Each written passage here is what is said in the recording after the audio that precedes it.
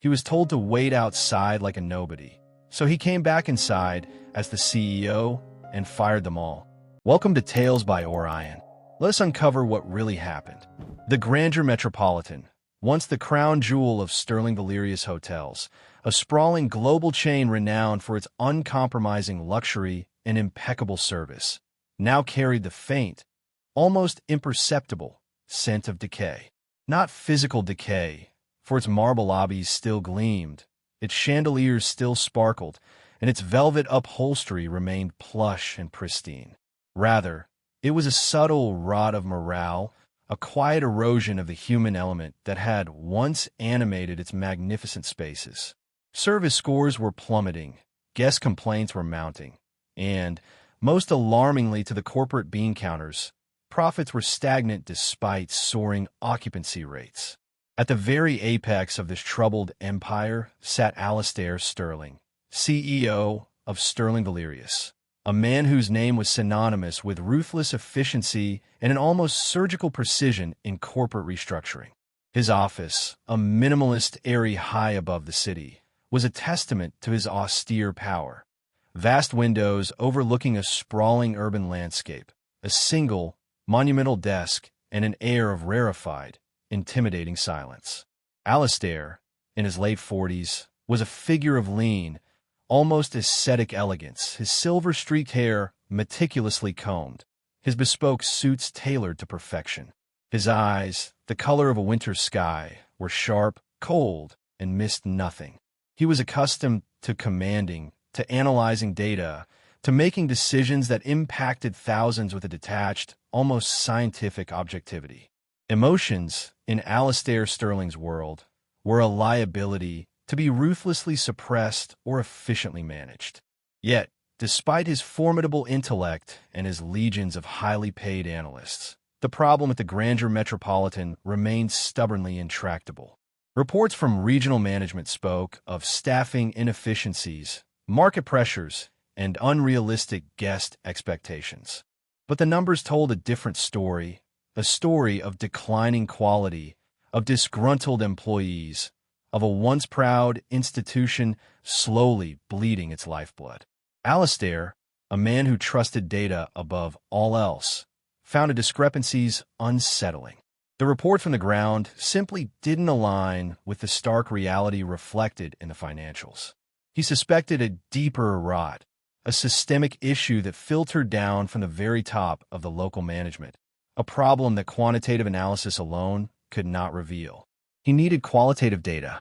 He needed to see it, feel it, experience it for himself. A radical, almost unthinkable idea began to form in his meticulously ordered mind, an idea that went against every fiber of his being, against every protocol of his carefully curated life. He would go undercover. He would strip away the layers of his power, his wealth, his identity, and descend into the ranks of the unseen, the overlooked, the indispensable. He would become a phantom in his own empire, an anonymous observer in the very engine room of his failing flagship. He would become Arthur Smith, a new, entry-level employee, a man who was nothing more than a pair of hands, a warm body, a fleeting presence in the vast, impersonal machinery of a luxury hotel. The transformation was unsettling. He traded his Seville rose suits for ill-fitting, slightly worn work clothes, his polished leather shoes for scuffed, uncomfortable boots. He grew a faint stubble, mussed his usually impeccable hair, and cultivated a posture of weary resignation. His voice, usually crisp and commanding, became softer, more hesitant, deliberately devoid of its inherent authority. He spent hours practicing the art of invisibility, the subtle body language of the overlooked, the practiced deference of the subordinate. The Grandeur Metropolitan, when he finally arrived under the guise of Arthur Smith, felt both familiar and utterly alien. He had walked through its polished lobby countless times as CEO, a figure of silent, acknowledged power. Now, he entered through the dingy staff entrance, a ghost blending into the shadows, his presence unremarked, his identity utterly unknown. The air, despite the general cleanliness, carried a faint, underlying scent of stale sweat, of cheap cleaning products, of something indefinable that hinted at the grinding labor performed by unseen hands. His first interactions with the lower-level staff, a group of tired, often silent, individuals moving with a weary efficiency, confirmed his suspicions. They were polite, yes, but their smiles were faint, their eyes held a persistent sadness, their shoulders slumped with a burden that went beyond mere physical exhaustion. They spoke in hushed tones, avoided eye contact, and performed their duties with a meticulousness that suggested fear, rather than pride, was their primary motivator. This was not the vibrant, customer-centric culture he had meticulously cultivated for grandeur hotels. This was a machine, running on fumes, powered by quiet desperation. The Arctic fox had shed his skin and stepped into a world he had long controlled from a distance, a world he now realized he knew nothing about. His investigation had just begun, and already, the chill of a deeper, more insidious problem was beginning to settle in his bones. The true cost of his empire, he suspected, was far greater, far more human, than any quarterly earnings report could ever reveal. He was ready to learn, however uncomfortable the lessons might be. Alistair, now Arthur Smith, began his undercover assignment in the bowels of the Grandeur Metropolitan, the housekeeping department. His first few days were a blur of aching muscles, caustic cleaning chemicals, and the monotonous rhythm of making beds, scrubbing bathrooms, and vacuuming endless lengths of carpet.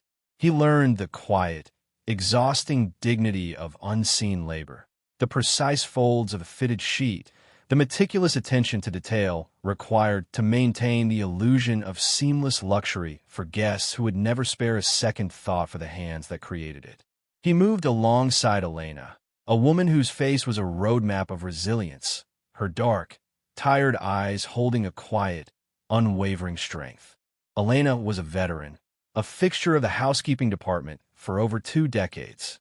She moved with an economy of motion, her hands calloused but gentle, her back perpetually stooped from years of bending, lifting, scrubbing.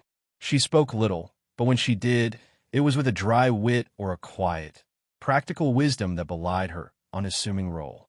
She treated Arthur not with the polite deference he was accustomed to, but with the weary camaraderie of a fellow laborer, offering him tips on how to properly buff a marble counter or how to fold towels into intricate, absurd shapes that guests seemed to adore. Arthur watched her, his own discomfort and exhaustion paling in comparison to her quiet, relentless dedication. He saw how she would sometimes linger in a vacant room, smoothing a creased curtain, adjusting a lamp, a subtle act of perfectionism that went far beyond mere duty, an almost artistic commitment to her craft. He also noticed the subtle, almost imperceptible tremor in her hands, the occasional wince when she bent to lift a heavy mattress, hints of a body slowly, surely, breaking down under the relentless strain. He saw her quiet acts of kindness, sharing a portion of her meager lunch with a younger, struggling colleague, offering a comforting word to a new, overwhelmed hire, subtly correcting a mistake without drawing attention or shame. These were the true custodians of grandeur, he realized, not the gleaming facades or the opulent furnishings, but the unseen hands, the quiet dedication of people like Elena. He also encountered Marco, a young bellhop with an infectious, if sometimes weary, smile. Marco, barely out of high school, juggled his shifts with evening classes, his dreams of becoming an engineer seemingly light years away from the heavy luggage he hauled up and down endless flights of stairs. Marco was endlessly optimistic, genuinely eager to please, his energy a stark contrast to the prevailing fatigue. Arthur watched him interact with guests, his politeness unwavering even in the face of casual rudeness or dismissive indifference. He saw Marco go above and beyond, remembering a guest's favorite newspaper, offering a forgotten umbrella during a sudden downpour, providing thoughtful directions to a lost tourist, small gestures that garnered effusive praise, but rarely, Arthur noticed, a decent tip. Marco, too, bore the brunt of management's arbitrary rules. He was constantly reprimanded for exceeding time limits on luggage deliveries, for lingering too long with a guest, for anything that didn't fit the rigid, impersonal metrics set by the hotel's regional manager, a man named Thorne. Thorne was a corporate climber, a master of spreadsheets and PowerPoints, his eyes perpetually fixed on numbers, blind to the human cost of his relentless pursuit of efficiency. He ran the hotel like a well-oiled, but increasingly joyless machine, squeezing every ounce of productivity from his underlings while showering himself and his immediate deputies with lavish bonuses for hitting increasingly unrealistic targets. Arthur, as Arthur Smith, experienced Thorne's management style firsthand during a particularly grueling shift in maintenance. Assigned to Jorge, a grizzled veteran with a wrench for every problem and a quiet disdain for unnecessary bureaucracy. Jorge was a master craftsman, capable of fixing anything from a leaky faucet in a penthouse suite to a malfunctioning boiler in a laundry room. His knowledge of the building's complex infrastructure was encyclopedic, his ingenuity boundless. But he was constantly battling budget cuts that left him without essential parts, without adequate tools, forced to jury-rig solutions from scavenged materials. His expertise stretched thin across a dozen simultaneous crises. Thorne, however, saw only the numbers. He mandated impossible turnaround times for repairs, reprimanded Jorge for excessive resource consumption, i.e., actually trying to fix things properly rather than patching them up, and dismissed his expert warnings about aging infrastructure as negative thinking. Arthur, working silently beside Jorge, saw the quiet frustration, the sheer, weary exasperation in the older man's eyes as he patched together a broken water heater with duct tape and a prayer, knowing it was a temporary fix, knowing it would only lead to a bigger problem down the line. The more Arthur observed, the more the cold, hard data of service complaints began to make chilling sense. It wasn't a lack of effort from the ground staff. It was a management philosophy that actively undermined their ability to perform, that starved them of resources, that punished initiative and rewarded a ruthless, impersonal focus on numbers over people. The grandeur metropolitan was indeed bleeding, not from external market pressures, but from a self-inflicted wound, a cancer of corporate callousness that was slowly, surely, destroying its very soul. And the source of that cancer, Alastair Sterling realized with a growing, cold fury, was firmly rooted in the local management team, led by the impeccably tailored, utterly soulless regional manager Thorne.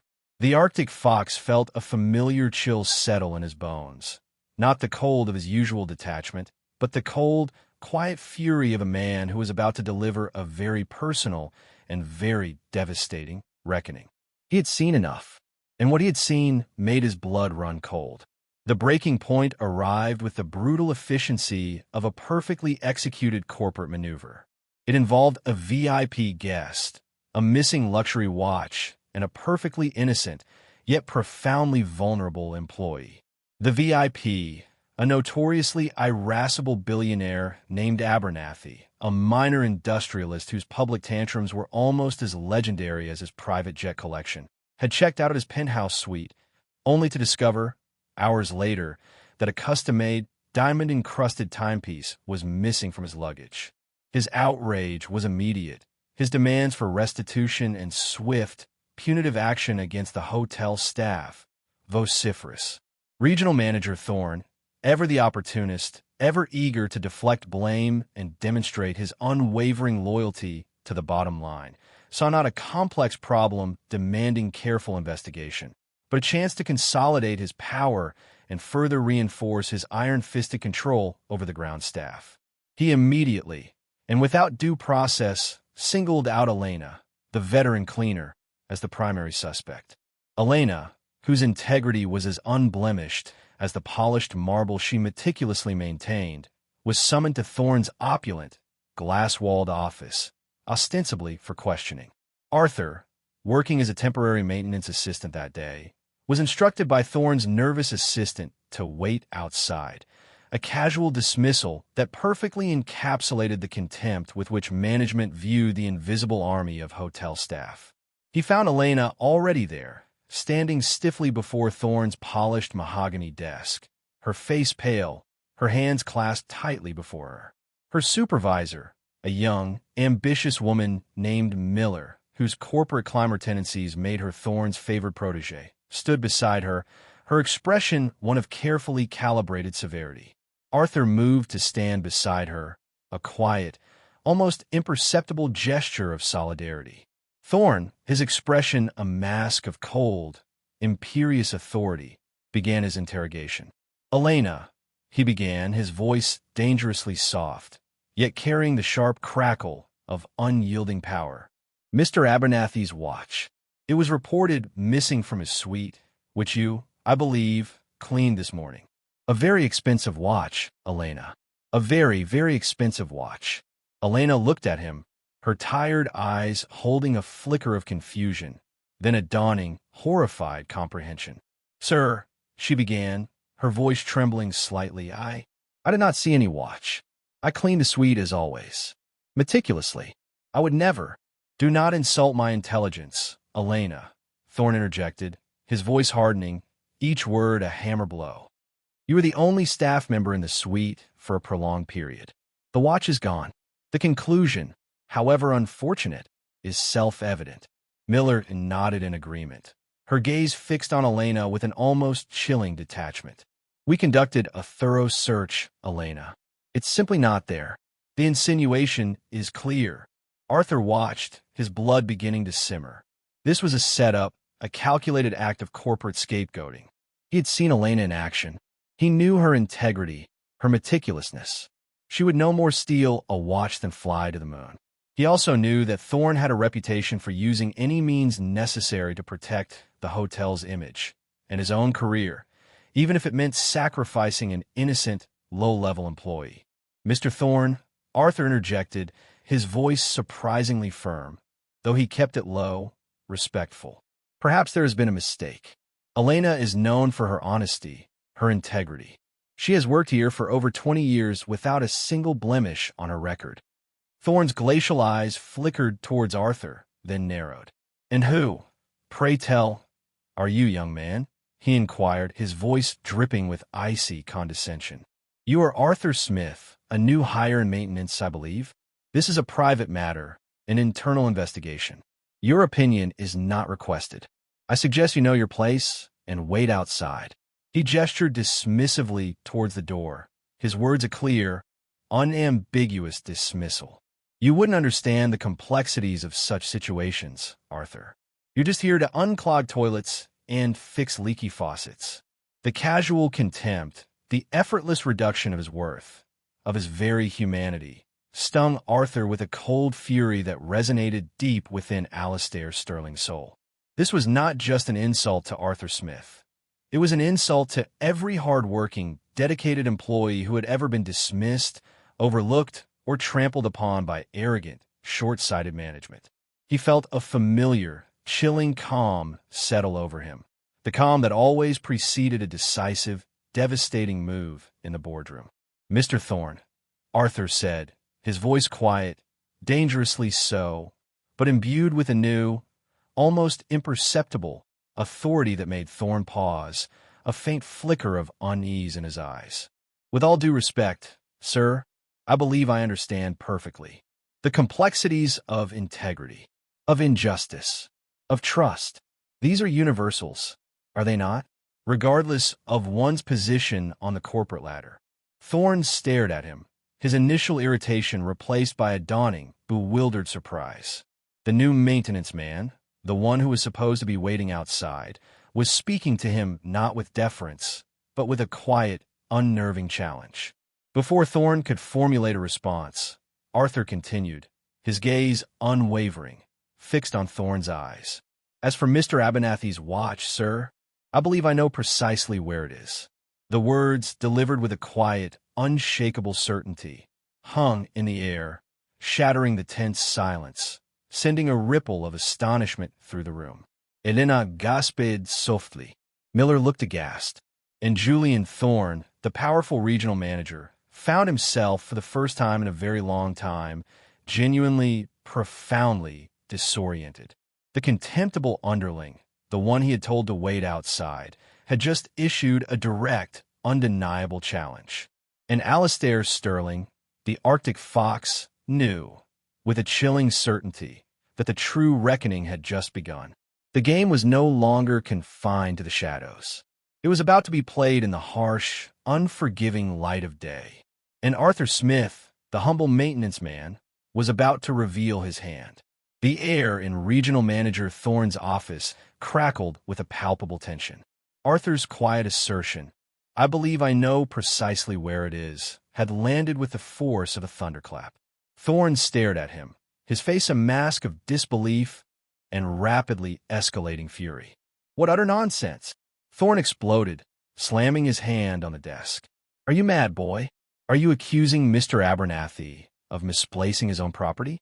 Or are you simply trying to divert attention from your colleagues' unfortunate culpability?" His voice dripped with contempt, his eyes burning with a cold, dismissive rage. Miller, the supervisor, chimed in, her voice shrill with indignation. "This is highly inappropriate, Arthur. You are out of line, and clearly out of your depth." Elena, however, looked at Arthur, her tired eyes holding a flicker of bewildered hope. She knew he wouldn't lie. She had witnessed his quiet integrity, his unwavering sense of fairness, during their brief time working together. Arthur remained calm, his slate-blue eyes, usually so carefully neutral, now holding a piercing, unwavering intensity that unnerved Thorne more than any shout could have. He ignored Miller, his gaze fixed solely on the regional manager. "With all due respect, sir," Arthur said, his voice low, steady, imbued with a quiet, almost chilling authority that seemed to silence the room. "I am doing neither. I am merely stating a fact. Mr. Abernathy's watch is not, and never was, missing from his luggage. It is, in fact, precisely where he left it." Thorne scoffed, a dismissive wave of his hand. "And where, pray tell, is that, Master Detective Smith? In the lost and found? Under the bed? Or perhaps you've discovered it in Elena's personal locker?" His sarcasm was a blunt instrument, designed to humiliate, to belittle, to reassert his dominance.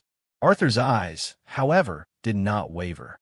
"It is in the lining of his bespoke suit jacket, sir," Arthur stated, his voice clear, precise, utterly devoid of emotion. "Sewn into the inside pocket, just below the left lapel. A special, custom-designed pocket for high-value items, if I am not mistaken. I noticed it when I was performing a routine luggage inspection this morning at the bellhop station before Mr. Abernathy departed. It was a faint bulge, barely perceptible, but distinct. He likely forgot it was there, a habit perhaps, or a subtle security measure he failed to recall in his haste." The words hung in the air, shattering the carefully constructed narrative of Elena's guilt, of Abernathy's loss, of Thorne's calculated righteousness. Thorne stared at him, his face slowly draining of color, the initial fury replaced by a horrified, dawning comprehension. The details were too specific, too precise, too utterly improbable for a random guess. Miller looked aghast. Elena gasped softly, a wave of profound relief washing over her face. Thorne's mind raced, desperately trying to salvage the situation. He remembered Abernathy's casual comment about his tailor, about his personal security modifications. He had dismissed it as the ramblings of an eccentric billionaire. Now it resonated with a chilling, undeniable accuracy. That's impossible," Thorne stammered, his voice losing its imperious edge, a tremor of panic now entering his tone. "How could you possibly know such a detail, Arthur? You are lying." Arthur simply met his gaze, his expression unreadable. "I observe, sir," he said, his voice quiet, "and I listen. It is a useful skill, even for those who merely unclog toilets and fix leaky faucets, as you so aptly put it." Thorne's phone, lying silently on his desk, suddenly vibrated with an incoming call. He snatched it up, his hand shaking. It was Abernathy. Thorne put the phone on speaker, his face pale, his eyes darting wildly between the phone and Arthur. Abernathy's booming, exasperated voice filled the office. "Thorne, you imbecile, you absolute incompetent. My bloody watch. It was precisely where my tailor sewed it. In the lining of my damn jacket. I entirely forgot. You had my bloody pilot turn the jet around. You accused your cleaning staff of theft, all for my own absent-mindedness. Do you have any idea how much this has cost me in time, in inconvenience, in sheer, unadulterated aggravation? I'm holding you personally responsible, Thorne. Personally. My lawyers will be in touch. You're finished, Thorne. Finished. The call ended abruptly, followed by a dial tone that buzzed with the sound of a career collapsing in on itself. A stunned silence descended on the office, thicker, heavier, more profound than any silence before. Thorne stood frozen, his face ashen, his eyes wide with a dawning, terrifying realization of the magnitude of his blunder, of the irreversible damage he had done to his career, to his reputation. He was, as Abernathy had so succinctly put it, finished. Arthur watched him, his expression unchanging, a quiet, almost grim, satisfaction settling in his heart. Justice, it seemed, even in this cynical world, sometimes had a way of finding its mark. Mr. Thorne, Arthur said, his voice, when it came, cutting through the stunned silence like a cold, precise blade. I believe this is the part where you finally allow Elena to leave. Her integrity, her reputation, has been unjustly maligned. Thorne looked at him, his eyes still wide with shock, but a flicker of something new, something that looked eerily like pure, unadulterated fear, now entered his gaze. He looked at Arthur, the maintenance man, the new hire, the insignificant underling he had so contemptuously dismissed, so casually told to wait outside. And then, a chilling realization, stark and undeniable, crashed down upon him. Arthur Smith was not merely an observant maintenance man. He was not merely a new hire with a knack for details. The way he spoke, the calm authority in his voice, the unshakable certainty in his eyes, the almost imperceptible control he had exerted over the entire, rapidly unraveling situation. This was not the demeanor of a low-level employee. This was the demeanor of a leader, a man of power, a man who was playing a much, much larger game.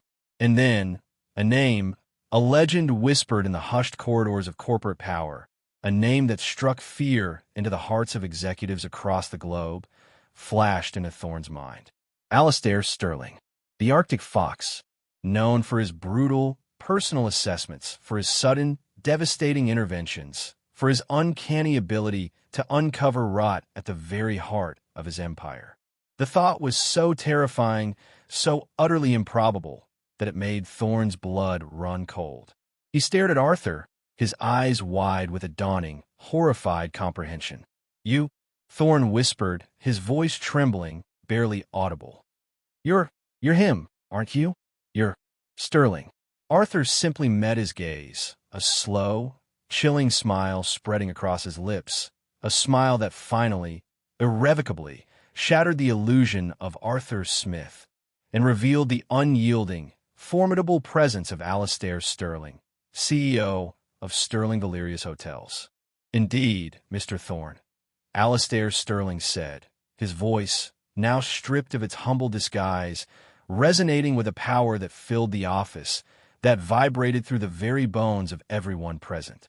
"And you, Mr. Thorne, are quite correct. Your services are, indeed, no longer required. Effective immediately. For yourself, and for your entire management team."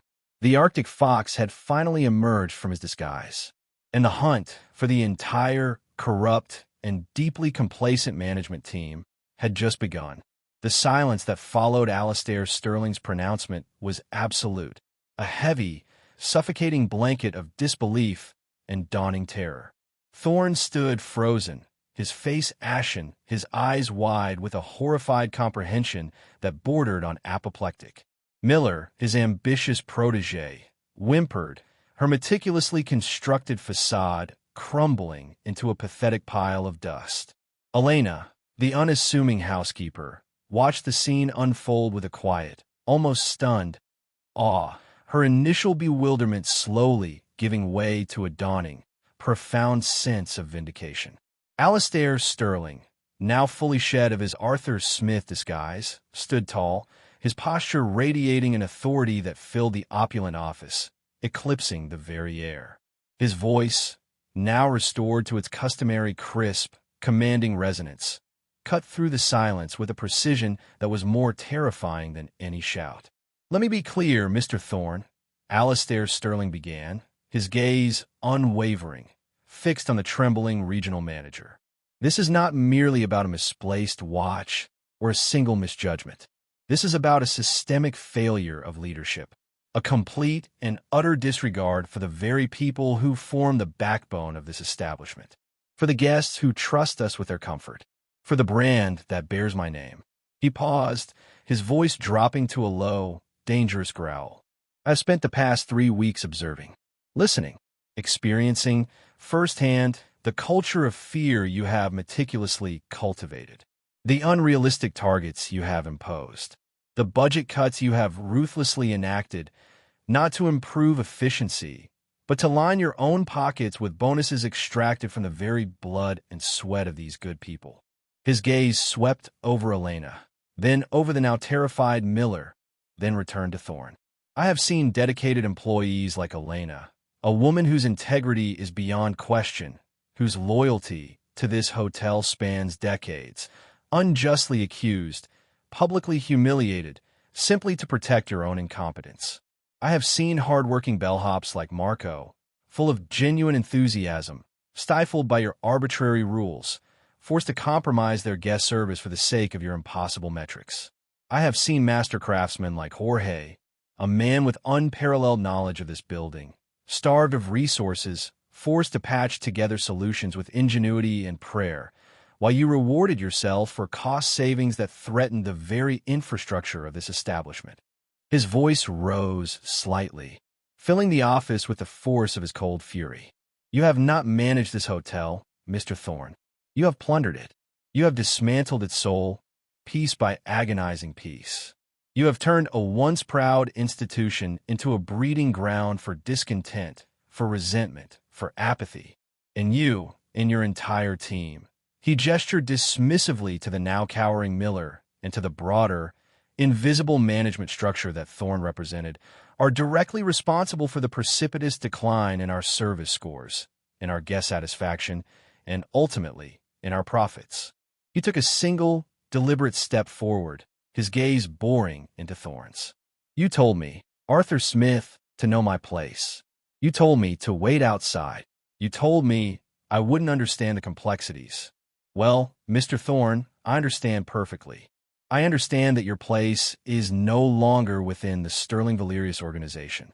You're a cancer on this institution, and cancers, Mr. Thorne, must be excised, completely, ruthlessly, and without delay."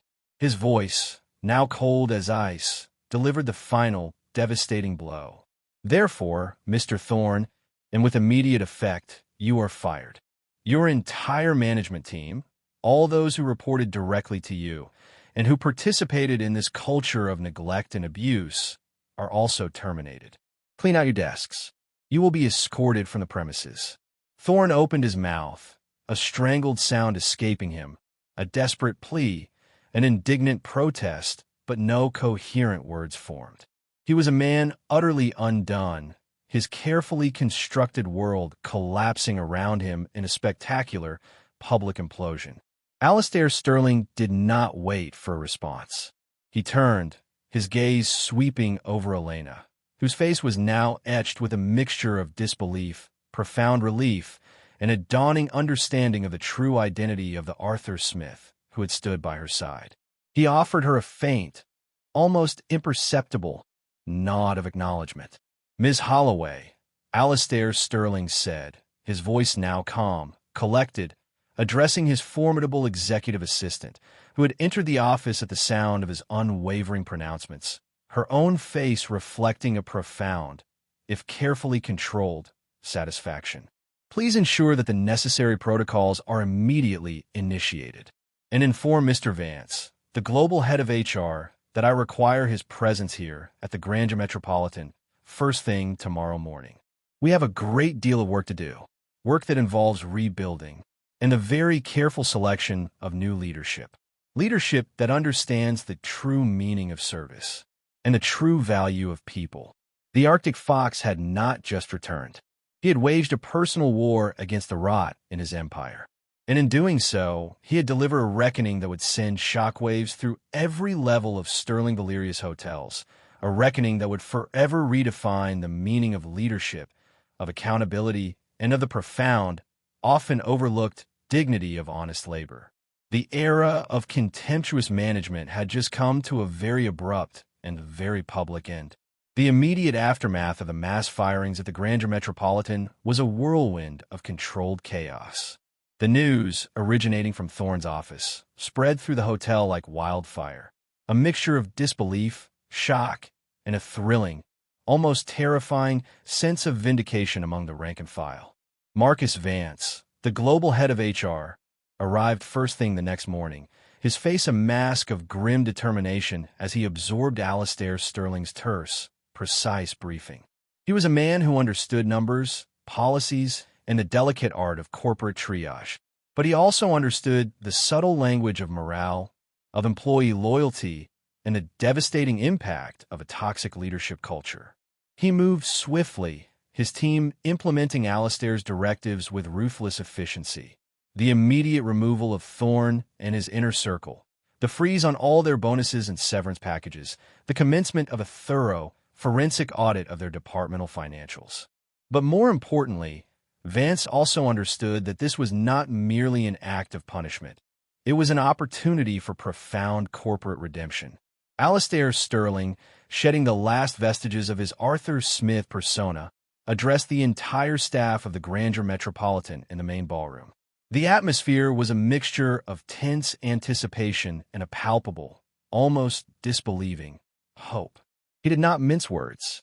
He explained his undercover mission, his voice calm, resolute, devoid of apology for the deception, but filled with a raw, undeniable truth. He spoke of the reports he had read, of the managers he had trusted, of the systemic failures he had allowed to fester under his watch. And then, his voice softening, imbued with a profound sincerity that brought tears to the eyes of many, he spoke of what he had truly seen. I saw dedicated people, Alastair said, his gaze sweeping over the assembled employees. Housekeepers, bellhops, maintenance staff, kitchen crew, front desk agents. The invisible army who made the Grandeur Metropolitan function. I saw people working tirelessly, often with insufficient resources, battling impossible odds, all to provide the kind of service that bears our name. He singled out individuals by name. I saw Elena, whose integrity was questioned, whose decades of loyalty were dismissed, yet who continues to deliver an immaculate standard of cleanliness that belies her exhaustion. I saw Marco, whose youthful enthusiasm and genuine desire to help guests were stifled by arbitrary rules, yet who continued to go above and beyond every single day. I saw Jorge, a master craftsman, battling constant budget cuts, forced to make do with scraps, yet whose ingenuity kept this entire building from falling apart. His voice resonated with a new, quiet power, a power rooted not in dominance, but in recognition, in empathy. You, he said, his gaze encompassing them all, are the true heart of this hotel. You are the grandeur, and I, as your CEO, failed you. I allowed a culture of fear, of disrespect, of short-sighted greed to take root. For that, I offer you my profound, unreserved apology. A ripple of stunned silence, then a wave of emotion, raw and overwhelming, swept through the ballroom. Tears flowed freely. Quiet sobs, deep sighs of relief, punctuated the air.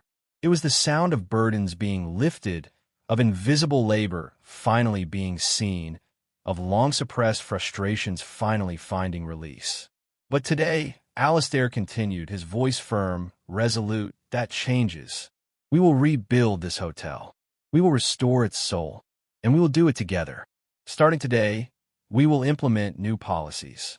Fair wages, proper stuffing, adequate resources, a bonus structure that rewards true service, true dedication, not just arbitrary numbers, and a culture of respect, of transparency, of genuine collaboration. Every voice will be heard. Every concern will be addressed. Your well-being, your dignity, your contributions will be paramount. Then came the pronouncements that cemented the seismic shift. Elena, her eyes wide with disbelief and unshed tears, was promoted to head of housekeeping operations, with a mandate to rebuild her department from the ground up, to champion her colleagues, to foster a culture of pride and excellence. Marco, the earnest bellhop, was offered a position in the newly created Guest Experience Innovation Team, a role that would directly leverage his genuine people skills and his insightful observations to redefine guest service across the entire chain. Jorge, the grizzled maintenance veteran, was given a blank check to fully modernize his department, to hire the staff he needed, to implement the long-overdue infrastructure upgrades he had so patiently, so futilely advocated for years. The news was met with a thunderous ovation, a spontaneous eruption of cheers, of applause, of heartfelt relief that filled the ballroom, echoing with the sound of a new, more hopeful future being born. Alastair Sterling, once the cold, unfeeling Arctic fox, stood amidst the emotional outpouring, a silent, humble witness to the profound impact of his belated but undeniably genuine human connection. He saw the tears, the smiles, the dawning hope in the eyes of his employees, and for the first time in a very long time, he felt not the satisfaction of a corporate conquest, but the quiet, profound, and deeply fulfilling warmth of a truly human victory. The grandeur metropolitan was about to become grand again, not just in name, but in its very soul. The transformation of the grandeur metropolitan under Alastair Sterling's new leadership was not just a corporate turnaround. It was a profound cultural renaissance.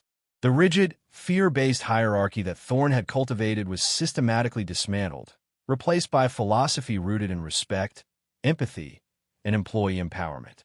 News of the dramatic changes and the astonishing story of Alastair Sterling's undercover mission spread throughout the entire Sterling Valerius Hotels chain, becoming a quiet legend, a modern fable of corporate redemption.